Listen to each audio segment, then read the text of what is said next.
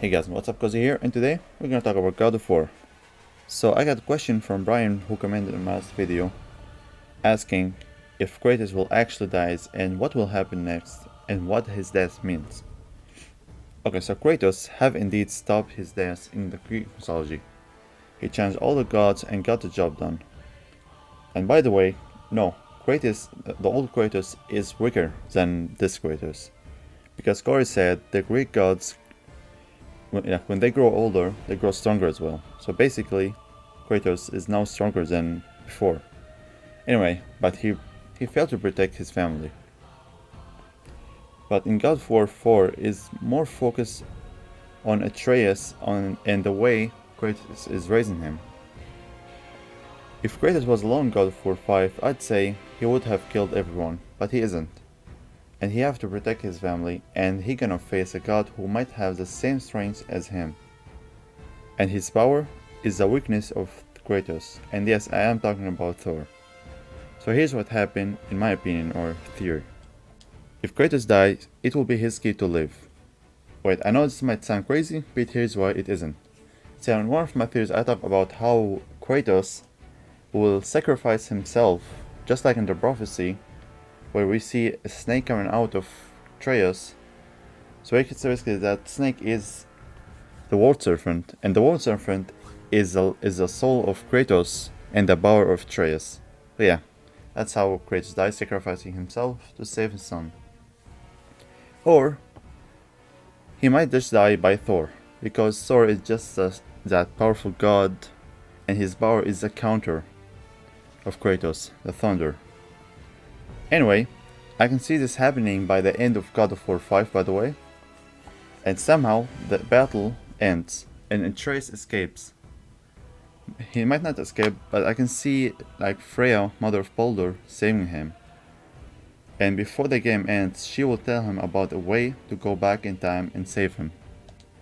A way to save Kratos. So, and remember what Kratos said to Atreus in Jotunheim. Atreus said first about the prophecy, "This is our story." Kratos replied, "No, this is your story." So just keep that in mind. You know, it's your story, it's how it's you saving me this time. Which is really nice. And the reason they want to do that by the end of God of War 5, because they don't want to end the game with the fans being angry. Alright? But anyway, back to the prophecy. But Freya asked for one thing in return, and that is to save her son Baldur. And boom, here we are, God of War 6 starts, and somehow we go back in time, and this is where everyone will start to understand what is going on, and how Atreus already had sons in God of War 6, because, as you remember, in God of War 4, nothing is clear. Like all the prophecies like you heard of, might have happened, might never happened, because time is damaged in God of War 4, right? Anyway, the fans understand how Atreus' son existed and how he blew the horn. But in this time, we won't fighting Baldur, we will be saving him.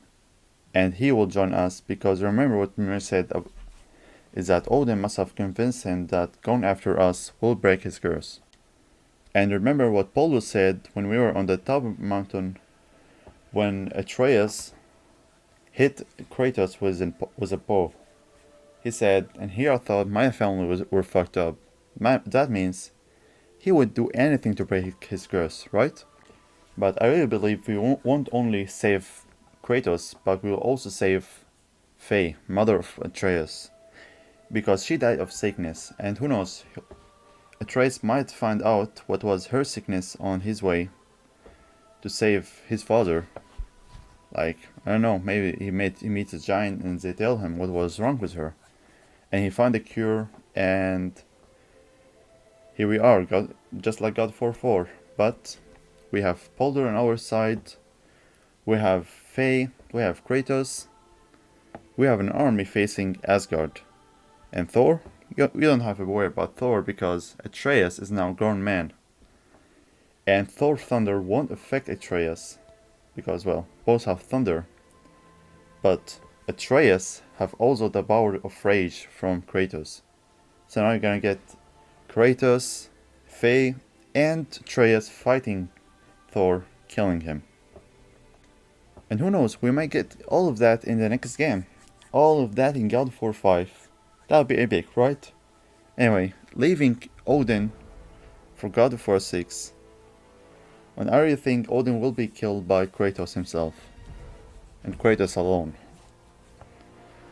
Anyway, and as you can see, I haven't only predicted events that have proofs on it, but also what will happen in between the events. For example, Thor vs Kratos. It is confirmed, right? But who wins? I use my proof that Thor wins at the beginning, because it would make sense, and the proof is Thor's strength and power, thunder, which is Kratos' weakness, and Trace won't be ready for him because the event will start 3 years after God of War 4. So here we go. For it between events, like saving Baldur.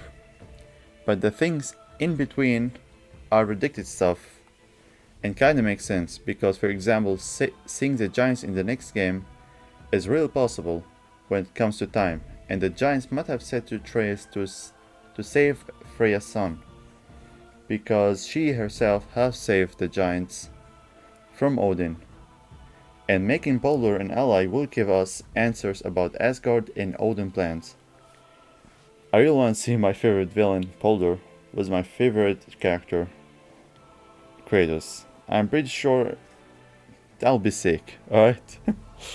Anyway, I can't say I have predicted 100% what will happen in the next game, but I can say I am close. I can feel it, for real.